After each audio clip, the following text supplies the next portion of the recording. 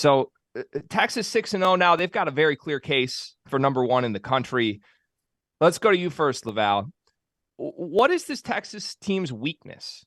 Because I'm having a hard time spotting that through 6 games right now. It's a good question that you bring up because they're the thing that they're doing now is they're taking on the identity of Chris Beard, right? You saw the teams at Texas Tech, gritty and relentless on defense, and that I think last year was something he was trying to establish, but didn't quite get, where he wanted to get with that group. You bring in Tyrese Hunter, who is he's a dog. He's an absolute dog. Like you watch the run. He's Big 12 freshman of the year last year, and he's stone cold. Like when you're watching, and T.O. knows this, guards that don't change expression. Like I coached Trey Burke at Michigan. They scare the heck out of you because they don't get too high. They don't get, Ryan Nimbard is a good example as well. Like those guys, like they just don't flinch. And so you got 2 good guards. I think, if the game becomes a half-court game is probably what I would maybe be worried about if somebody could force Texas into a half-court game because they play fast, they turn you over, they pick up the pressure, they've got really good guards. So if it just came down to a half-court game, could they grind it out if you're playing a Wisconsin or someone like that, and it's going to be in the 50s. Outside of that, I think they're impressive, and they have they have a sustainability about, what they're doing.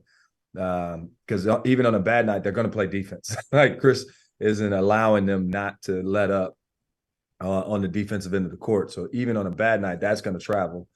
But if somebody slows it down and it becomes a grinder, can they win that one? Who's going to be the guy that consistently hits shots for them? As a team, they're right at 29%. That's your biggest hole so far, but they thrive in chaos, and that's a big thing too. And Creighton, the way they play, they like to open it up early and then find things later. The thing with Texas is they kind of bait you into nonsense, right? Like because they're so aggressive on the ball. Sometimes you're going to get by guys. They're switching everything. You think they have a mismatch, they don't. And what ended up happening today is both teams are so well coached and they scout so well that sometimes if you're Greg McDermott, you're like, man, let him play. Yeah, you just got to let him go. That's your easiest route to getting a bucket. I remember watching Michigan lose to Texas Tech in the tournament a couple of years ago with Coach Beeline, who I was with at Michigan. You're not running 2-guard against Texas Tech. You're just not. No. So you just got to space the court, drive, and trust your guys to make good decisions. And eventually Creighton got there, right? Yeah. And it was, to be honest, we're not talking about Creighton right now. It was almost more encouraging for Creighton because I looked down at the stat sheet one time, and at one point they were 2 for 22 from 3. I doubt that's going to happen again this season. And they were still within single digits pretty much the duration of the game. I think there were 2 or 3 possessions they played down 11, right? But there comes a point, because Chris Beard and his staff do such a good job scouting on the defensive end, like they take you out of everything you're going to do anyway. So you kind of have to make your own shots quickly. And what happens is that you feed into it, right? You ended up going up and down, and that's where they thrive. However, to go with what Laval's saying, if you force them to play a half-court game and really execute, we haven't really seen that so much. And in the one game that it finally did slow down a little bit against Gonzaga, that was the game that Tyrese Hunter decided to go nuts from 3. Yeah. So are they going to be able to hit shots consistently from the perimeter when the game slows down?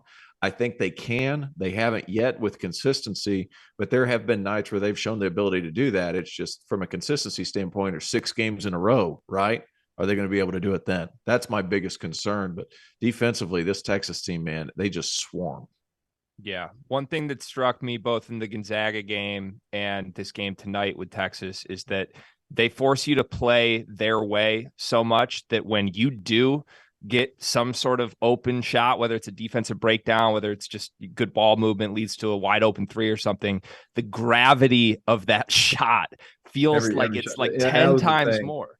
Yeah, that was the thing. That was why it's under duress, and that's it's like, Baylor Shireman is a good shooter, but this is his first game on the road in a high major game with a team with pressure on him to win. And all those things add up to, like, there's stress on every shot because you're not getting many good ones, and even when you do, somebody's flying at you out of the corner of your eye.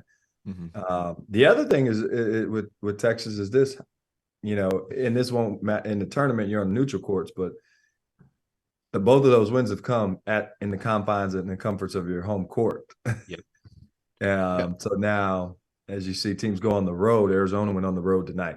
A true road game, can you go on a true road game and get it done? And that'll be a measure to see where their toughness really is.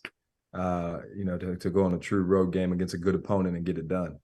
But this getting back to Texas, I just in terms of weakness, it's like, okay, if you're struggling, throw the ball to Tyrese Hunter, right? And he'll probably find something good for you.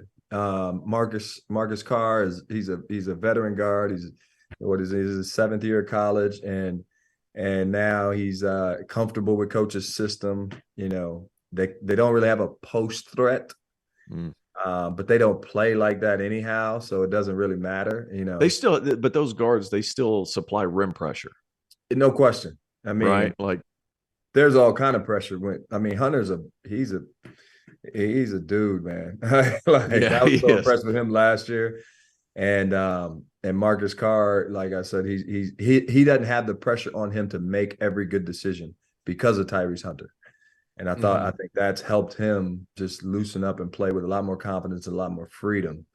And then defensively, they're versatile and they pressure and they can switch, and they've got multiple ways to kind of choke your motor off. And so there's not a lot of weaknesses in terms of the shooting.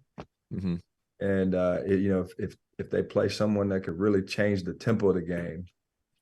I've been impressed with Dylan Mitchell too. Because Dylan Mitchell, good tonight. Yeah, he was good tonight. And here's the thing about him. Like, we all know he's a positionless defender. He's super athletic. He does he rebounds well. Like, he's not a good shooter, but to get a 5-star kid like that, who's likely a top 20 pick, to be able to, they pass it out to the corner to him and they're sagging off. They're playing the scouting report. And instead of falling for that bait, what he'll do is he passes it and runs a quick handoff because there's no help and there's no hedge. To get guys to buy into that and to trust some of your older guys, I like the mix of old and young on that team. You have that amount of veteran leadership with Carr, and I feel like Hunter's kind of a calming presence. But then you have that super talented freshman class too. Kalkbrenner was much bigger than the rest of their team. I think that was significant in my mind. At least when I watched the game, I was like, man, Texas isn't very big. But at the same time, how they swarm, how strong those guys were, I'm not really sure it mattered as much. But in terms of weaknesses, shooting is the only thing I can find right now because all those guys are just buying into roles. Yeah. I think it takes a special player to, in your first year with a team, make everybody else as much better as Hunter seems to. For me, honestly, it reminds the only player that comes to mind at all, and they have totally different games, but it reminds me of Trey Burke's freshman year with your team, LaValle, where and obviously we're not comparing what that roster is to the 5-star freshman that this Texas team has, but there's a lot of dudes on this Texas team that look like totally different players than they were last year. Marcus Carr being one of them. He just looks so much more comfortable this year playing off of the residual action that Hunter creates. And it's poised too, to me. There's never a moment that seems too big for him. Whenever they do go a little bit cold, it seems like the ball just finds him. They don't have to force the action to him. And, he can get to the rim. I think he's a 3-level scorer. He shot it better than I thought he was capable of through the early season so far. I think he was 1 for 4 tonight. So who knows if that'll continue. But I think he's a really, really special player. And we call this the year of the big, right? That's what we hyped it up as all offseason. I think some of the best teams in the country are the teams with the backcourts. And that's what makes this Texas team special to me right now with Hunter and Carr and with all the other talent around them. Let's flip to the Creighton side of this, though, quickly.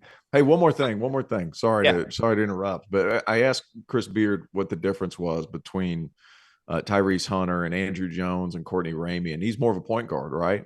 Those other two were looking to get buckets. He's more willing to let it come to him. And sometimes he'll be the benefactor of letting the game kind of play itself to him as far as a scoring perspective, right? That calming presence along with kind of this lightning rod that is Marcus Carr, I think is huge. Yeah. Because they know they can get it to him and everybody just can kind of take a deep breath, if you will. Does that make sense?